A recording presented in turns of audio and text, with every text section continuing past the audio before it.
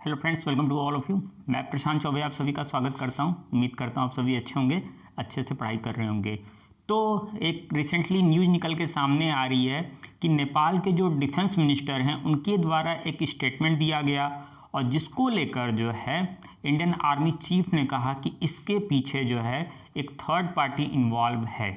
तो इसको लेकर नेपाल के जो डिफेंस मिनिस्टर हैं उनका कहना है कि यह जो है स्टेटमेंट आर्मी चीफ के द्वारा जो दिया गया है उससे गोरखा सेंटिमेंट्स को हर्ट पहुंचता है। तो क्या है पूरा मैटर, क्या है जो इसकी बातें, क्या है इस पूरे मैटर के बारे में तो हम समझेंगे। तो सबसे पहले ये जो पिक आप देख रहे हैं यह है फील्ड मार्शल सैम मानेकशॉ की।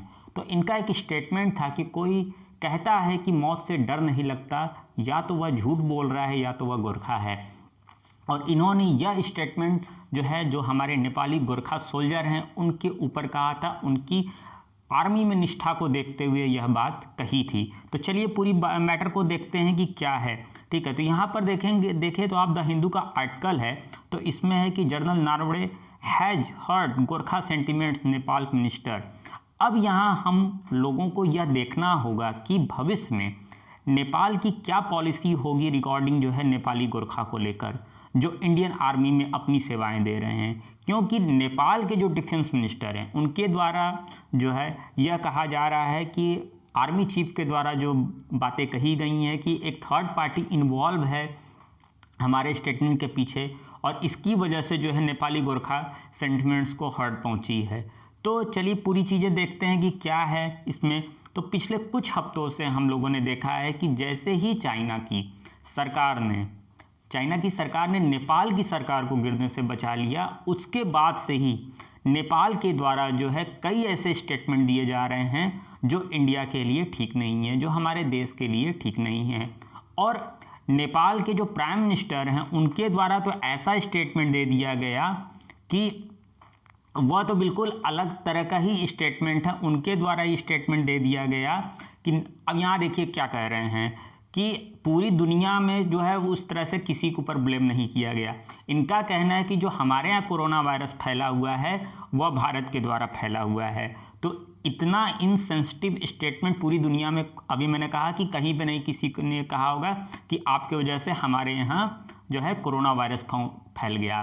तो नेपाल्स ब्लेम इंडिया फॉर कोविड-19, ठीक, ये दे रहे हैं। पीएम जो है इनके जो हैं कह रहे हैं कि India crossing border without paper checking, ठीक है, माफ कीजिएगा, प्रॉपर चेकिंग, ठीक है। तो इनके द्वारा यह कहा जा रहा है, भले ही चाइना को लोग कोस रहे हैं कि वुहान से वायरस फैला, यूएस, यूरोप सब जगह फैला, लेकिन कोई यह नहीं कह रहा है कि आपके द्वारा जो है हमारे यहाँ जो है यह वायरस फैल गया, ठीक है। और इनके प्राइम मिनिस्टर का कहना है कि आपके द्वारा जो है हमारे यहाँ जो है कोरोना वायरस फैल गया, ठीक है। फिर उसके बाद नेपाल जो है अपना एक नया पॉलिटिकल मैप जारी करता है, ठीक है। नेपाल अपना एक पॉलिटिकल मैप जारी करते हैं जिसमें क्या होता है कि भारत के कई क्षेत्रों को खुद का बता देते हैं। हालांकि बाद में उसको इन्होंने वापस ले लिया है, फिर भी जो है एक तरह से यह दिखाया जा रहा है कि हम जो हैं इस यहाँ तक जा सकते हैं या हमारी ये चीज़ें हो सकती हैं, क्योंकि इसके पीछे पूरी तरह चाइना इन्वॉल्व हो चुका है। और उसके बाद बॉर्डर रोड ऑर्गेनाइजेशन के द्वारा जो है, ठीक है, बॉर्डर रोड ऑर्गेनाइजेशन के द्वारा जो है एक जो सड़क बनाई जा रही थी उत्तराखंड में, उसको भी कहा गया कि ये सड़क गलत तरीके से बनाई जा रही है। और हमारे एरिया में और हमारे क्षेत्रों में जो है यह जो इंक्रीज कर रहे हैं, फैल रहे हैं कि हमारे एरिया में भी यह सड़क निर्माण का कार्य कर रहे हैं। अब हम पूरे मैटर को देखेंगे कि नेपाल ने सड़क के खिलाफ जो स्टेटमेंट दी थी, तो उस वक्त इंडियन आर्मी चीफ ने यह कहा था कि नेपाल का जो प्रोटेस्ट है उसके पीछे जो है वह थर्ड पार्टी इन्वॉल्व है। अब इसको लेके उन्होंने कहा था कि उसके पीछे थर्ड पार्टी इन्वॉल्व है। जब इंडियन आर्मी चीफ ये कह रहे हैं कि इन सारे मैटर के पीछे किसी तीसरे देश का हाथ है, तो तीसरे देश से मतलब सीधा सीधा है कि चाइना के ऊपर उनका है। क्योंकि इंडिया और नेपाल की अगर बात करें तो दोनों चाइना के मुख्य पड़ोसी हैं और चाइना के साथ दोनों ही अपने बॉर्डर शेयर करते हैं। तो अब हम उस स्टेटमेंट पर आते हैं जो नेपाल के रक्षा मंत्री के द्वारा दिया गया। तो थोड़ा सा पूरे स्टेटमेंट को देख लेते हैं कि क्या है, ठीक है। अब ये स्टेटमेंट इनका है कि उनका कहना है, नेपाल के रक्षा मंत्री ने कहना है कि इंडियन आर्मी चीफ की जो स्टेटमेंट है, जहाँ पर वो जब कह रहे हैं कि नेपाल अपने द्वारा यह स्टेटमेंट नहीं दे रहा है, उससे दिलवाया जा रहा है, और वो स्टेटमेंट जो है नेपाल के रक्षा मंत्री के द्वारा जो है बिल्कुल अनफेथफुल है। ठीक है, नेपाल गोरखा के लिए जो भारतीय सेना में अपनी सेवाएं दे रहे हैं, फिर आगे नेपाल के रक्षा मंत्री ने भी यह कहा है कि ये कैसा स्टेटमेंट है एक हेड ऑफ आर्मी का, यानी उन्होंने जो आर्मी चीफ है उनके ऊपर कह रहे हैं कि उनका वो है, कैसे कह सकते हैं कि आपके पीछे जो आपका बयान है उसके पीछे जो है वह थर्ड पार्टी इन्वॉल्व है, और एक आर्मी चीफ इस प्रकार का जो है पॉलिटिकल स्टेटमेंट क्यों दे रहे हैं। उनका कहना है कि हमारी नेपाली आर्मी में जो है इस प्रकार के स्टेटमेंट नहीं दिए जाते हैं, और आपके द्वारा ये ऐसा स्टेटमेंट क्यों दिया जा रहा है। तो यहाँ देखिए कि पोखरेल ने जो है भारतीय सेना प्रमुख के बयान को बेहद दुर्भाग्यपूर्ण करार दिया है, और यहाँ तक कि कहा है कि अपनी संप्रभुता से कोई समझौता किया है। ठीक है, साथ ही साथ ये यहाँ तक कह दिए हैं कि हम हर चुनौती के लिए तैयार हैं, यहाँ तक कि लड़ाई भी करने को ये तैयार हैं अपने बॉर्डर को लेकर। और इन सब के बाद भी इन्होंने कहा कि भारत हमारा जो है वह निकट सबसे अच्छा संबंधी है, ठीक है, घनिष्ठ मित्र है, और हमारे बीच जो सीमा संबंधी विवाद हैं वो हम शांतिपूर्ण राजनीतिक वार्ता के जरिए भी सुलझा सकते हैं। यानी दोनों तरीके से अपने ही स्टेटमेंट पर यह कायम नहीं है, बदल रहे हैं। भारत सरकार की तरफ से नेपाल के जो रक्षा मंत्री हैं और उनके जो उप प्रधानमंत्री हैं उनकी स्टेटमेंट पर कोई रिएक्शन नहीं दिया गया है। अब हमको यह देखना होगा कि नेपाल के रक्षा मंत्री क्या कह रहे हैं, लेकिन उससे पहले थोड़ा सा हम जो है गोरखा सैनिकों के बारे में, जो नेपाल में युवा हैं उनके पास देखिए तो दो ऑप्शन होते हैं, थोड़ा सा समझ लेते हैं जो गोरखा हैं उनके बारे में। तो दो ऑप्शन होते हैं अगर वो आर्मी ज्वाइन करना चाहते हैं, तो एक तो वो कि जो है नेपाली आर्मी को ज्वाइन कर लें, या फिर जो है वह जो है इंडियन आर्मी को ज्वाइन करें, या जो है अपने देश की जो है नेपाली आर्मी को ज्वाइन कर लें। ठीक है, ये चीज़ के लिए अब ये सब तो चलता आ रहा है 1947 से। ठीक है, अब पूरी चीज़ है कि 1947 से अपनी सेवाएं जो हैं वो भारत को दे रहे हैं। उससे पहले ब्रिटिश आर्मी हुआ करती थी।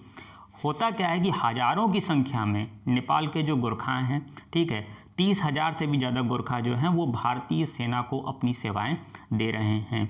अब 1947 में क्या हुआ, देश आज़ाद होता, उसके बाद जो है उस समय जो है ब्रिटेन, इंडिया और नेपाल के बीच में एक त्रिपक्षीय समझौता होता है, और जिसके तहत जो है 6 गोरखा रेजिमेंट जो पहले से ब्रिटिश आर्मी का हिस्सा थी वो इंडियन आर्मी का पार्ट बन गई।